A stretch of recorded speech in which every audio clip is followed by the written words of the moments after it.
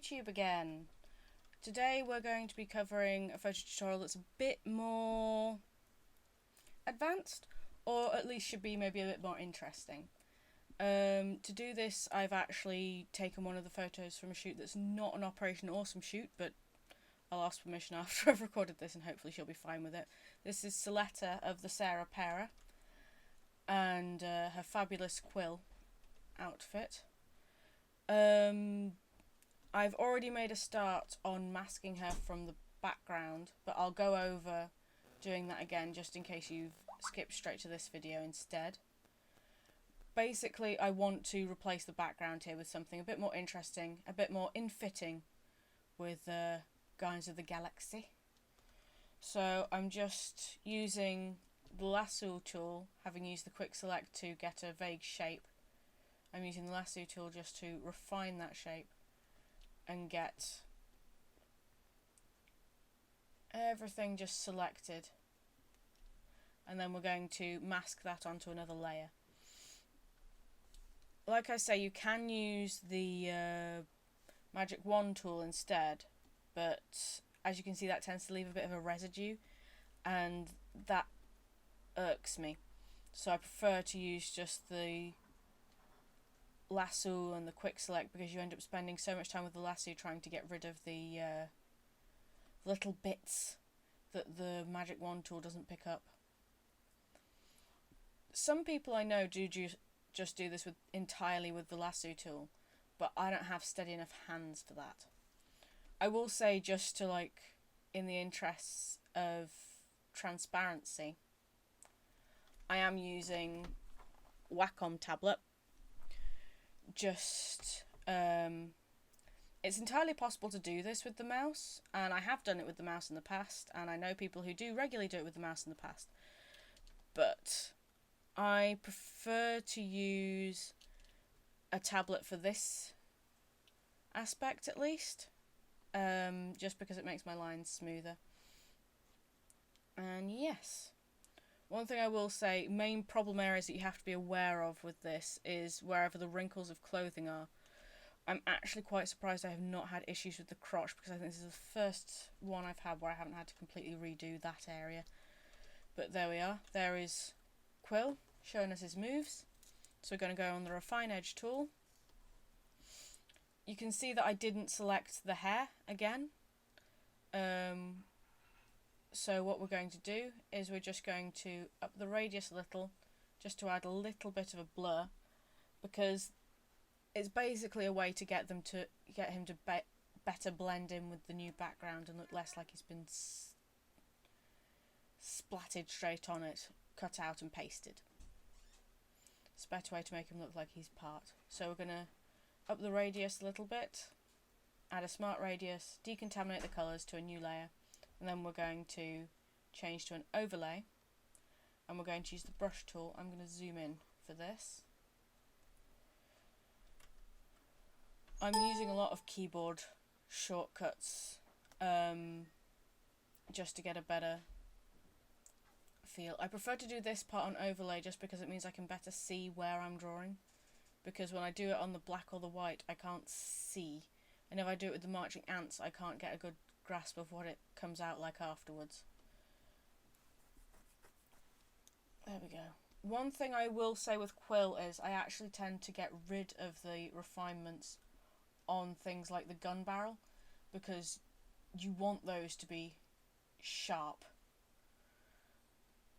and you want to be aware of that on the hands as well, because sometimes it's not so obvious with this one, but sometimes the refinements can, as you can see, they've been getting rid of the sharp edge of the gun.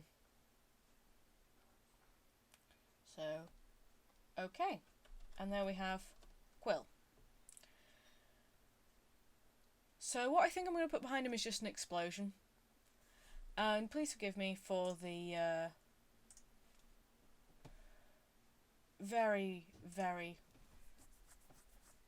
slapdash nature of this, but we're just going to use Google Image to find clouds because I do not have enough pictures saved on the computer to do this, and it's quicker. So long as you're not doing this for a commercial gain, then I should think it'll be fine. What you want to do is you want to find a picture of some clouds that just look explodey, I guess.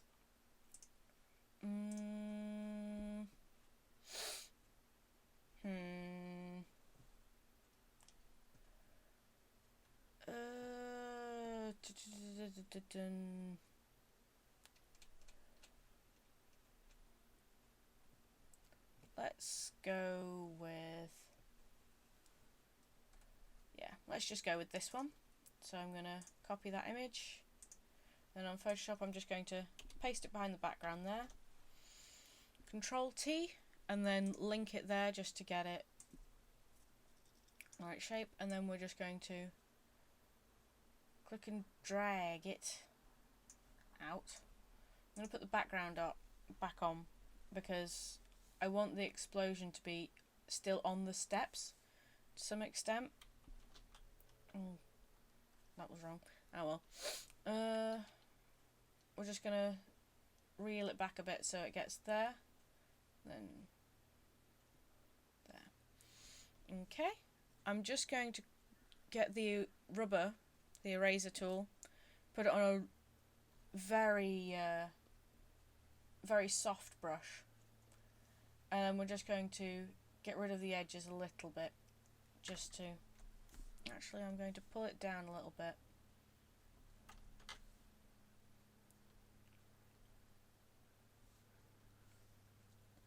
And then just get rid of it around the feet a little, just to get it a little more in an explosion-y shape.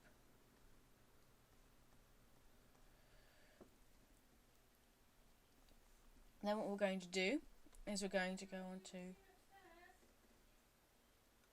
Hue and Saturation again, or Control U is a quicker way of doing this. Go on to Colorize, and we're going to try and get it.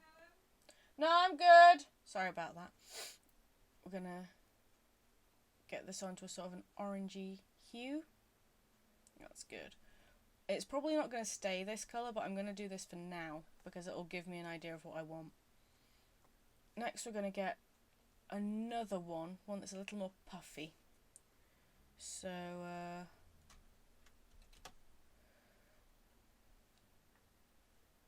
let's try this.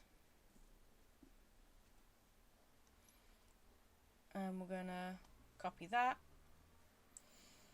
Obviously a better way to do this would be to take your own photos of clouds or buy them properly from a stock image site, but I am poor and lazy and cannot be bothered. So we're going to pull this up again. I'm just going to adjust the opacity so I can see what I'm doing.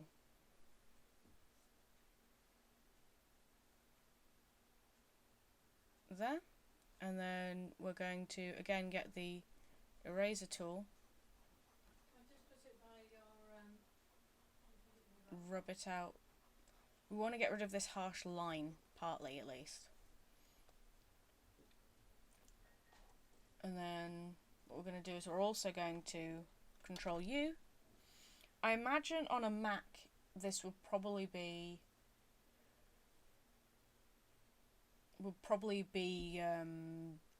the little Apple sign U, but I wouldn't bank on it because Macs.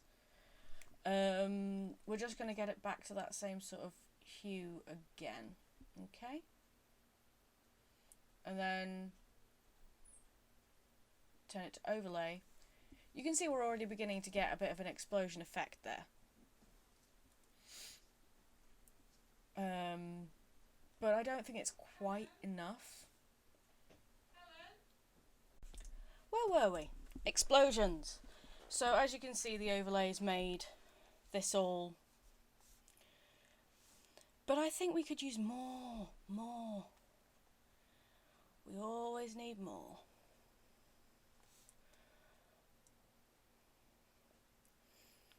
I dare say there are probably some websites you can go to that have some wonderful, they're just full of pictures of clouds, but I just tend to automatically dive straight onto Google Images.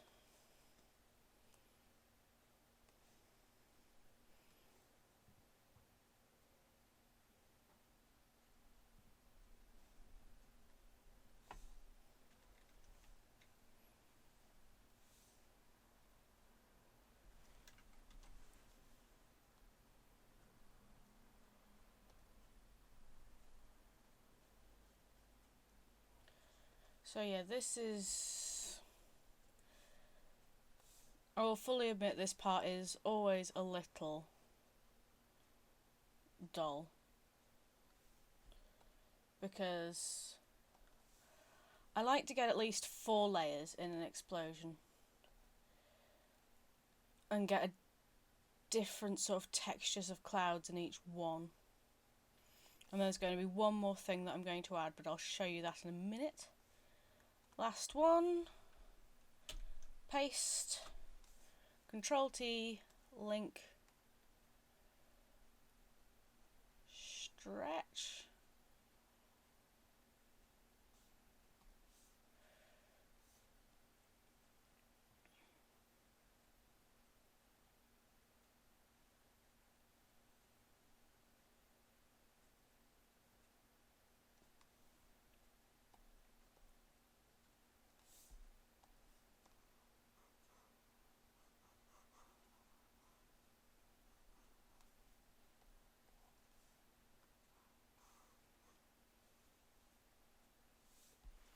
Control U, colorize, orange, okay, and overlay.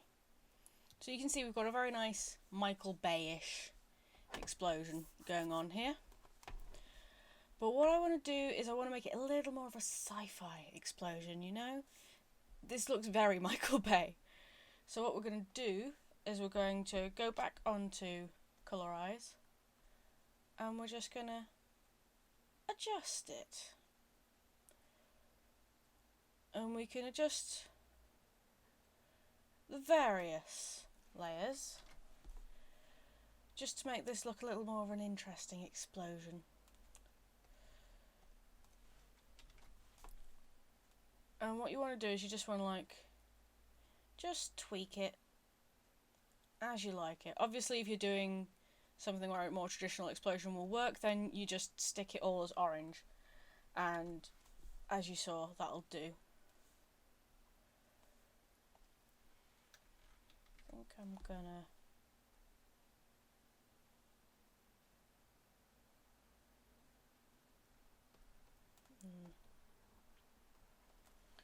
I'm also gonna just darken that off a little. There we go. Now then, it kind of looks like an explosion, but it also kind of just looks like a load of clouds. So I think what we need is a little bit of shrapnel. So what we're going to do for that is a new layer. We're going to go onto our gradient tool, which is our paint bucket tool, if we hold down. And we're going to do a black to white fade. We're going to use this to get a spot. I'm going to go onto white. And I'm just going to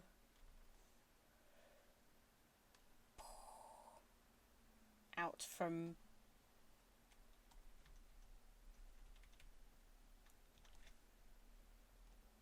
so that we're just putting him in the middle of a spot. And then what we're going to do is we're going to go into filter, onto pixelate, meso tint. What is I'm going to zoom out so I can see better what I'm doing. What we want is strokes, I think. Medium. Yeah, medium strokes. Maybe medium lines? No, medium. Medium strokes.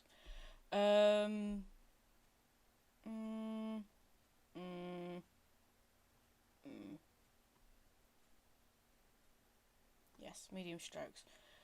We're just going to do that. And we're going to change this onto screen.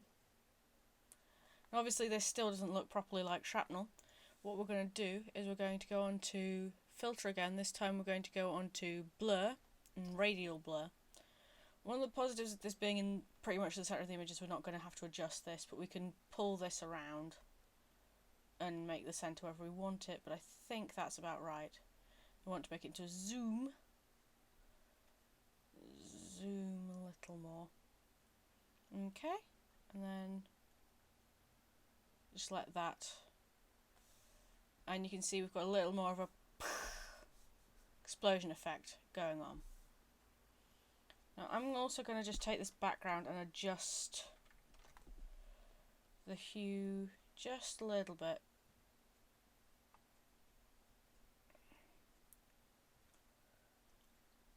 So it looks a bit more explosion-y.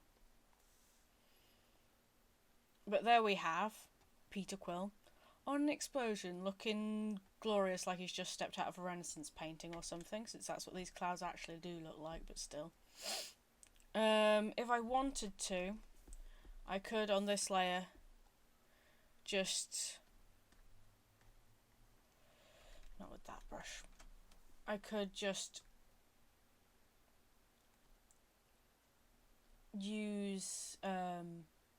I could make some bigger parts of shrapnel.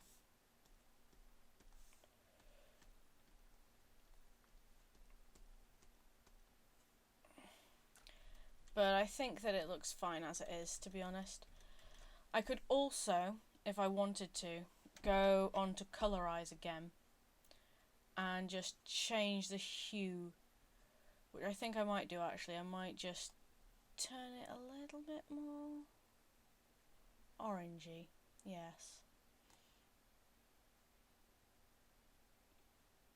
And then one more thing I'm going to do, just to sort of bring attention away from this sort of area, which still looks a bit rough, is I'm just going to go back on my gradient. I'm going to go on this, which is just a shadow gradient line, then just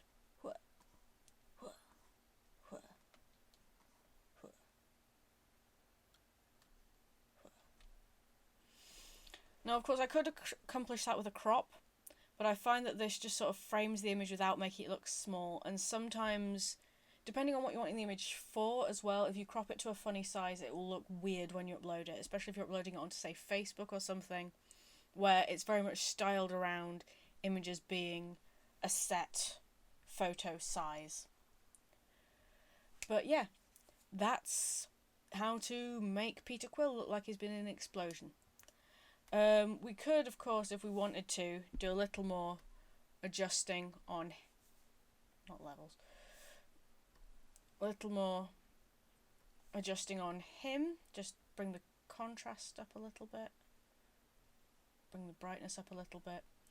On these, if we go on to Control C, just go on the levels, we can, of course, use the levels to bring the different elements into a little more of a sharper relief. Yeah, I think that looks good. And then it's just basically a case of, with Photoshop at least, it's partly just a case of just fiddling and seeing what looks good to you. Just going through all these filters and seeing what they all do. And just don't be afraid to experiment, I guess, with it. If there are other photos of mine that you see about that you want me to try and explain how I've done, then I'm quite happy to run them through. I might make more of these depending if people like them, and I hope that people learn.